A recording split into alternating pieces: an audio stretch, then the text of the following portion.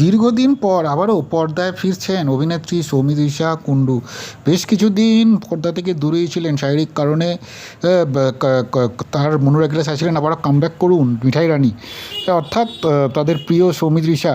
কিন্তু এবারও ফিরতে চলেছেন, তবে ওটিটি প্ল্যাটফর্মে একেবারে নতুন গল্প নিয়ে আসছেন অভিনেত্রী সৌমিত্রিষা। তবে তার চেয়েও বড় যে বিষয় সেটা হচ্ছে এই প্রথমবার তার বিপরীতে দেখা যাবে ফুলকি খ্যাত অভিনেতা অভিষেক বসুকে। হইচই নতুন ওয়েব সিরিজ আতঙ্কে একসঙ্গে জুটি বাঁধছেন তারা। ছোটো পর্দায় দুজনেই আলাদা করে জনপ্রিয় হলেও এই নতুন জুটিকে প্রথমবার একসঙ্গে দেখবেন দর্শক, ফলত দর্শককে তাদের অনুরাগীরা উচ্ছ্বসিত।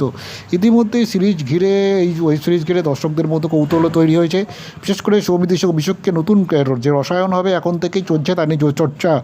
মূলত আতঙ্ক নামের এই সিরিজের গল্প তৈরি হয়েছে মনস্তাত্ত্বিক টানাপোড়েন এবং শৈশবের ভাইকে ঘিরে ছোটোবেলার কোনো ট্রমা কীভাবে বড় হওয়ার পরেও একজন মানুষের জীবনে প্রভাব পেলে সেই দিকটাই তুলে ধরা হবে এই গল্পে।